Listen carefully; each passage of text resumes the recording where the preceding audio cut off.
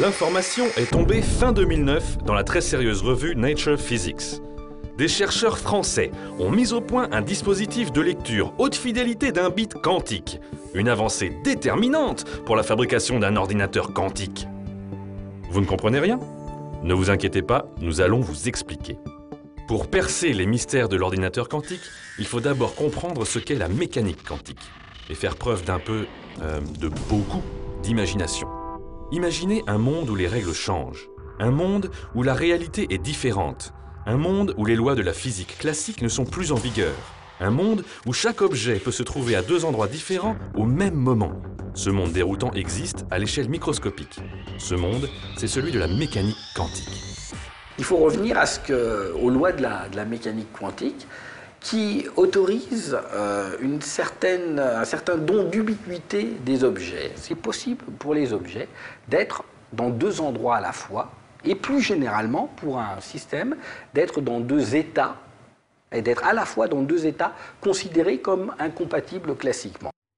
Ici, dans l'infiniment petit, s'appliquent donc les lois de la physique quantique. Des lois qui fascinent la communauté scientifique. Aujourd'hui, on travaille sur un ordinateur qui fonctionnerait selon les lois de la physique quantique.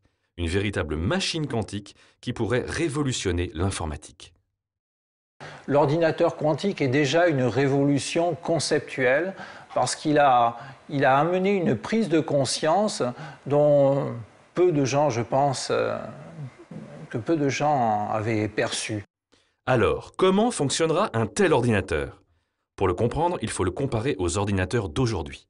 Dans un ordinateur classique, on a des cases mémoire, les bits, dans lesquelles on stocke l'information élémentaire sous forme de 0 et de 1. Et en ayant beaucoup de ces cases, on peut stocker l'information qu'on veut. Avec 8 cases, vous stockez un caractère d'un texte. Puis avec beaucoup de cases, vous pouvez stocker une image, un film, du son, etc. Dans le cas de l'ordinateur quantique, on ne parle plus de bits, mais de bits quantiques, ou qubits. Une nouvelle case mémoire rendue plus performante grâce à la mécanique quantique. La mécanique quantique autorise les éléments mémoire à contenir à la fois, au sens de la mécanique quantique, les 0 et les 1. C'est-à-dire qu'un bit va être à la fois dans 0 et dans 1, 2 bits va être à la fois dans 0, 0, 0, 1, 1, 0, 1, 1, etc. Les ordinateurs quantiques pourront donc effectuer des calculs inaccessibles aux machines actuelles. Un ordinateur quantique, d'une certaine façon, peut calculer en même temps le résultat de son calcul pour tous les nombres possibles. Et ça, c'est ce qu'on appelle le parallélisme du calcul quantique. Et c'est ça qui donne sa force pour résoudre certains problèmes difficiles à résoudre avec un ordinateur classique.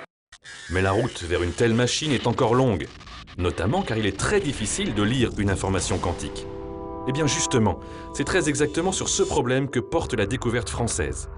Ici, au commissariat à l'énergie atomique, les physiciens ont réussi à fabriquer un dispositif capable de lire fidèlement un bit quantique.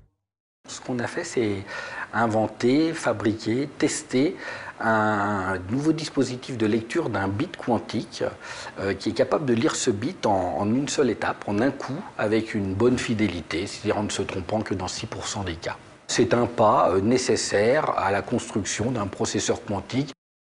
Construire un ordinateur quantique. Un tel processeur serait une incroyable invention dans l'histoire de l'informatique.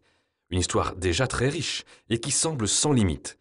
Car depuis les années 40 et les gigantesques armoires constituées de milliers de lampes à vide, l'ordinateur a connu une ascension fulgurante. Aujourd'hui, à côté des micro-ordinateurs, les supercalculateurs impressionnent par leur puissance.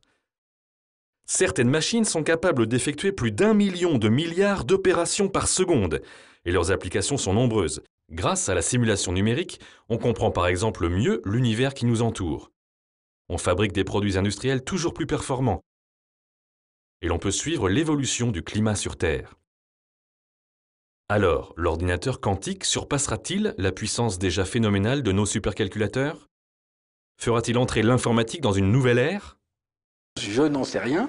Ce que je sais, c'est que ça pourrait révolutionner la vie des physiciens parce que le calculateur quantique le plus simple pourrait être en fait un simulateur quantique qui permet de simuler des petits systèmes quantiques qu'on ne peut pas calculer aujourd'hui avec les ordinateurs classiques. Donc si on savait faire ça, ben, les physiciens seraient très contents par exemple et ça révolutionnerait peut-être leur vie. Mais est-ce que le PC de salon ou le PC de bureau va être révolutionné par l'ordinateur quantique? Je n'en sais rien. Vous l'avez compris, l'ordinateur quantique personnel, ce n'est pas pour demain. Mais une chose est sûre, l'ordinateur quantique constitue un défi majeur pour la communauté des physiciens. Et tous les espoirs sont permis.